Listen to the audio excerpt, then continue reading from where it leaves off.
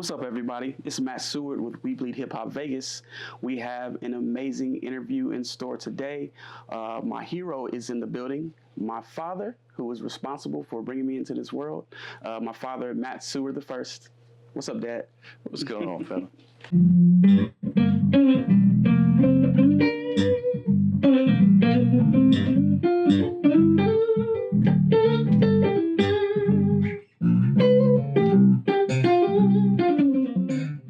So take us back to what initially got you started and interested in music. I had a love for music because I came from a very musical environment. I come from a place called Southfield in Columbus, Ohio. It's at the south end of town. And everywhere you look, there were bands. There were so many bands. And you could go every other street, there was a band playing or somebody, and it was very, very musical.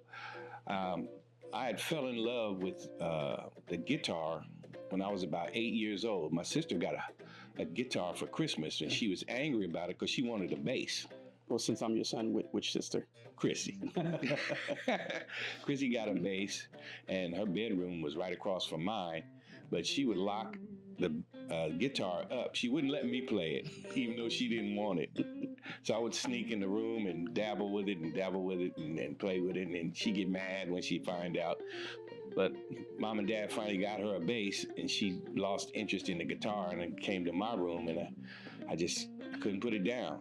I couldn't put it down, and I started learning how to play it, and then I finally got a few of my own, and had a lot of inspiration out there.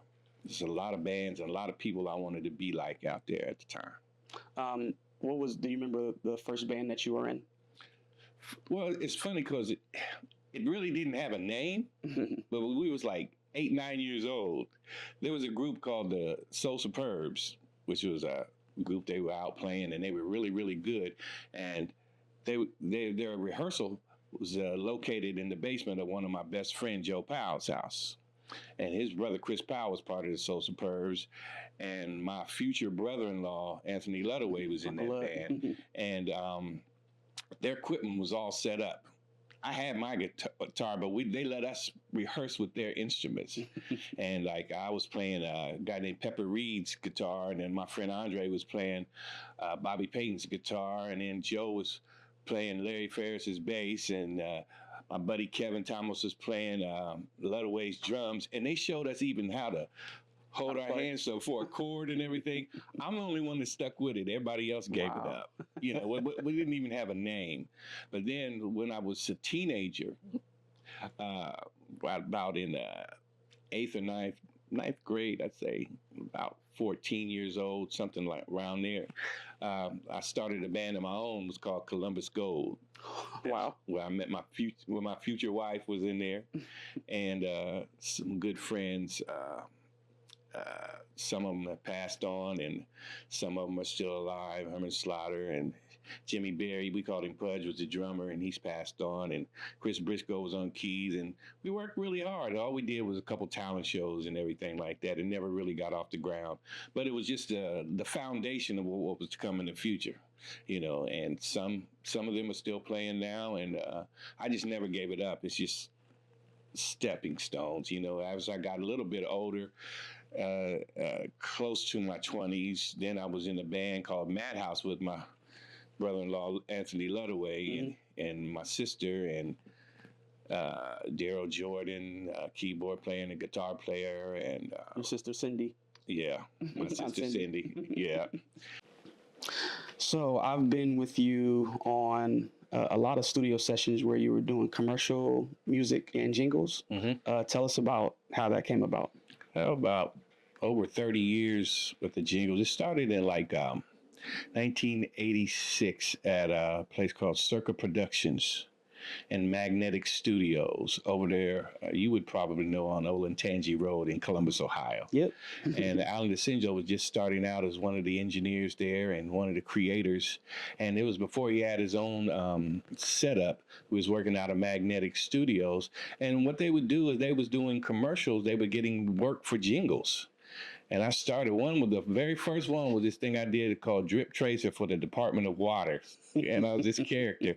And from there, it led to 30 years of doing jingles with him. McDonald's, Delta Airline, you name it, we did jingles. And I remember the ones that you did that probably a lot of people didn't know. That did somebody say? Yeah, I did that whole "Did Somebody Say" campaign at McDonald's. That was and, nationwide. Yeah, oh yeah, and I did one for the opening of the Miami Hurricane. I mean, the Miami, football team. Oh, Miami College. Yeah, it is a hurricane. Oh, yeah, Miami Hurricanes. Yeah, I did one for their opening day. It was cold, too. It had kind of like a Kid Rock feel to it, and we smashed that thing. So my all-time favorite would be Hatfield's Auto Mall. Oh, yeah. That one had a video with it, you know what I'm saying, and had me sliding around. Which I unfortunately can't find these days, but I do have the audio. So I probably have the video somewhere in one of my file cabinet, because your mom she packs memorabilia like nobody's. I'm still finding stuff. What in the world? You know what I'm saying? And so I might have it. Yeah, I burned up a pair of tuxedo pants sliding on my knees. I slid down, for that last. And then he's like, let's do it again. So we had to do it about 5 or 6 times. My knees are burnt and the pants is burned up. But no, I did about 30 years worth of jingles, and enough to Alan bought his own studio, and he sold that thing for about $1.9 million and moved to Pensacola, Florida. He's doing the sound for the Tampa Bay Buccaneers now. Wow. Yeah, that's awesome. So I mean, he's St. Petersburg. Yeah, but yeah, he made a lot of money. That goes to show you, when you create those opportunities in those situations, and you do the right thing, sometimes they're long lasting. Oh yeah.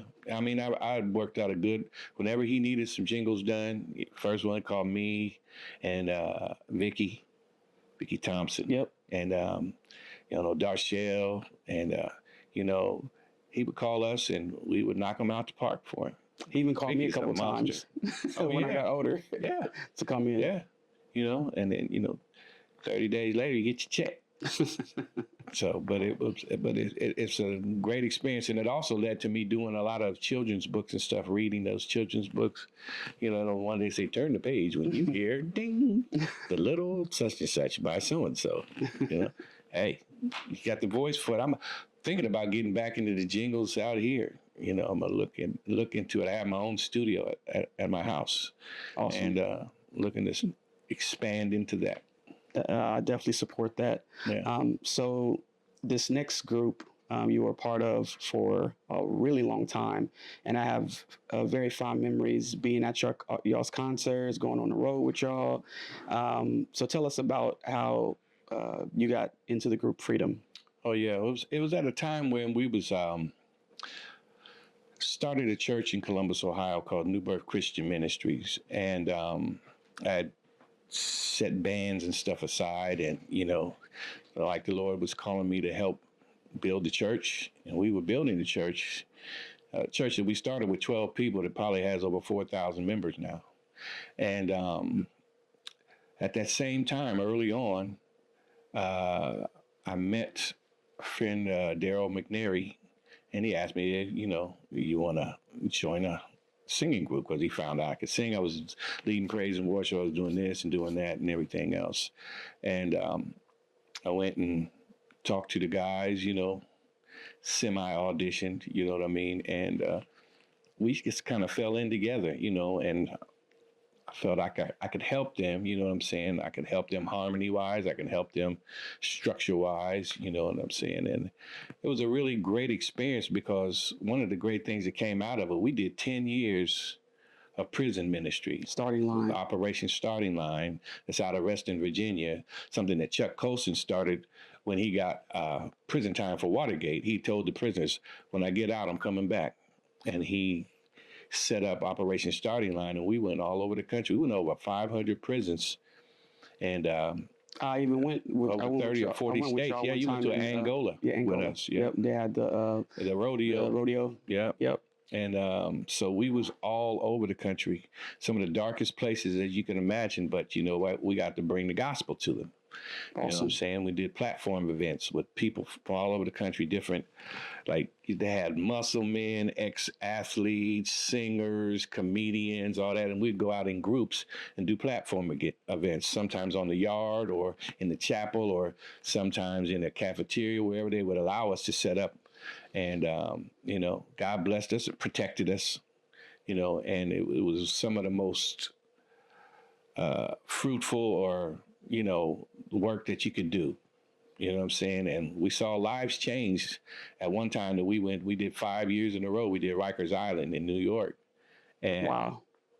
At one time there was over 50,000 stabbings and everything. And by the time we got into that fifth year, it was down to like 5,000. You know, it was working. Right. Now it's back up. We're not doing it anymore. And it's once you pull us out of there or you pull that influence out of there, you know, it's a dark place. For sure. But that was amazing work. I remember going on the road with y'all a lot. And then, you know, the album that you guys recorded, it was a really good album. A good album. Still now. Yeah. Eddie Howard did most of the recording, and then Daryl Wicker, you know, the group, Bill Clemens, Daryl McNary, and Carl Cornelius, rest his soul. Carl passed away a few years ago. But, you know, we were different people, but we all came together for that common good. And, you know, and we had some great times on the road and everything.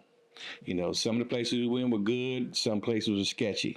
And I'm talking about churches. For sure. You know what I'm saying? And keep it real.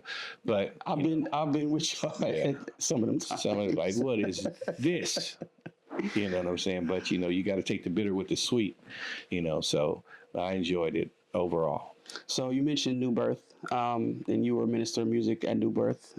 So tell us a little bit about your experience, you know, as being not just a minister of music, but you were a minister as well. I was a minister. I was the minister of music. I was the elder over worship.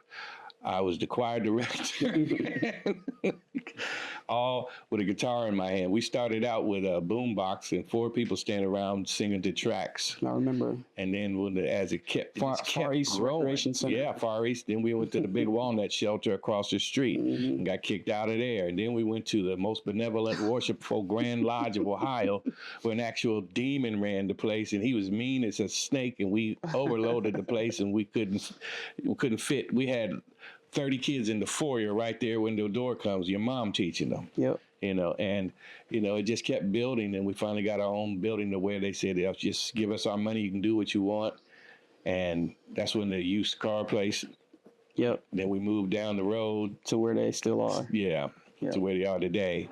Started where the junior church is. And then they had a carpet company in there. And then we just made the plans, and that's just how it grew. And then we used to have 1,250 per service, you know. Had 52-member choir at the time, you know, 2 praise teams, one for first and third, one for second and fourth. Both of them were 9 people, you know, and it was, God gave us the strength. And just, you know, I say that he called me to it because, you know, he knew that I could handle it. I wasn't the most experienced. Right. I'm experienced in music. I know music. Right. I don't have a degree. I don't have this and that, but I know music and how to put things together and the gift of administration. You know what I'm saying? So I thought we had a great time, you know, and I thought that, you know, with Pastor Moore preaching that word, and we're celebrating. We were celebrating in there. We was having a great time. And it just, the floodgates was open, you know, and hats off to, you know, the people that came and helped, you know, build that foundation. If I get, you know, a chance to go back there and visit, you know, hope that it's running, you know, the way God intends it to. For sure. Now, you have released a solo project, and I remember when you released it. Do you know how long it's been since you released? It's 14 years. It was in 2011. Awesome. So talk a little bit about what went through. God put it on my heart to release a project. And then I went to a guy named Martin Short, that was a photographer. He did his part.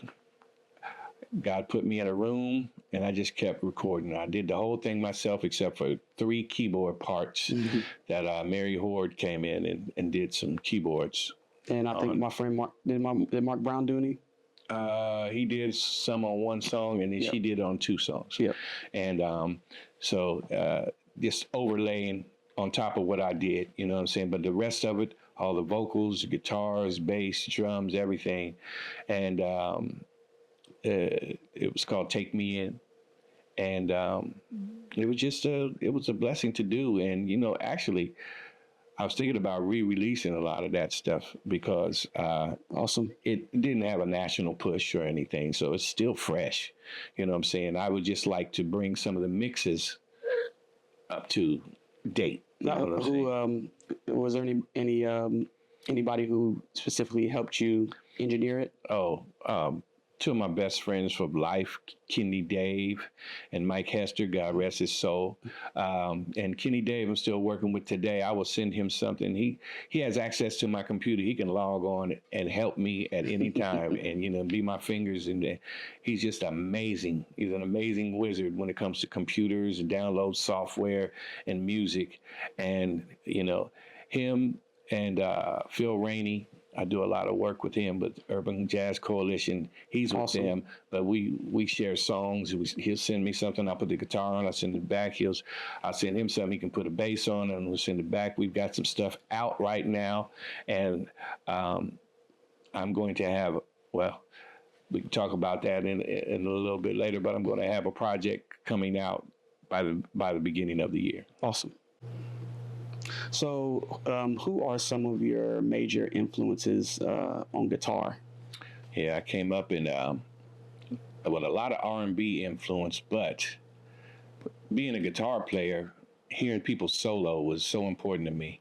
And so I came up listening to Jimi Hendrix, obviously. Wow. I mean, I had everything that he made, you know what I'm saying? And I studied his style. He changed rock. Yeah, he changed the game. Yeah, he changed the game and the sustain and the power that he had. And the sound. You know what I'm saying? Yeah, the sound with that a he 3-piece. had. Oh, yeah, with a 3-piece.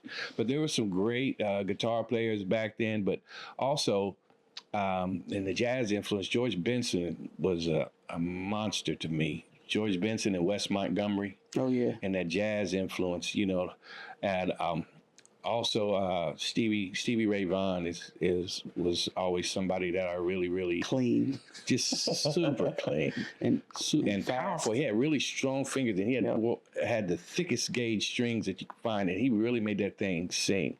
He put the selector on the neck pickup and just went to work. His own sound. Oh yeah, as well. Oh yeah.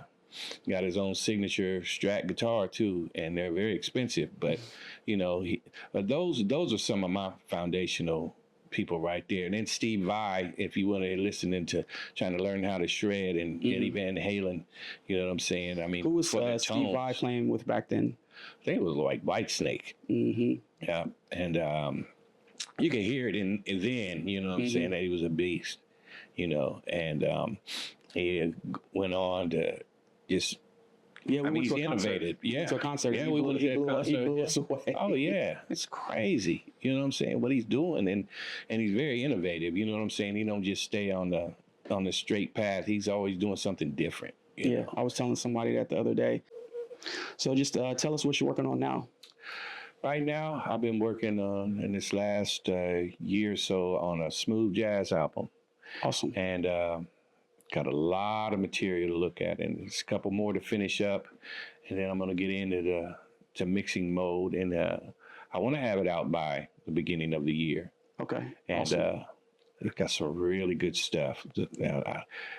I switched up, you know, from the R&B and from the gospel, and I said, you know, pick up the instruments and make the instruments talk. You know, got me some of it's acoustic, nylon acoustic, some of it's with the Strat, some of it's with the jazz guitar, so it's multifaceted. I'm not just hitting one guitar and doing everything. I know that's sometimes that's the standard, but I'm experimenting with different tones and different sounds for different songs. I think each song requires a certain, you know, Yeah. So it sounds like it'll be well rounded. Yeah, it's gonna be well rounded. Some of them's with the telly, some of them's with the Strat, some of them's with the jazz guitar, some of them's with the nylon acoustic, and having a great time doing it.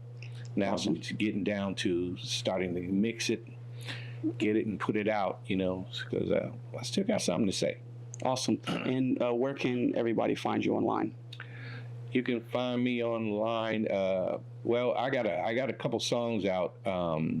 Some with Phil Rainey and some by myself on TuneCore, Apple, iTunes, Spotify. Awesome. There's some stuff out, and there's going to be much, much more because I'm going to make a push here in a minute once I get this everything finished and done right. Awesome. I'm going to make a major push to get it out there. Well, I really want to thank you for coming today. This is an interview that I've been wanting to do for a really long time. Because like I was telling you, there's a lot of people who know a little bit about your music career, but some people know you can sing, but they don't know you can play guitar. Some people know you can play guitar, but they don't know you can sing. So I wanted people to know everything about your, the whole span of your music career, and I think we did that today. Well, I appreciate it, big man. And I love you. You know I love you, buddy.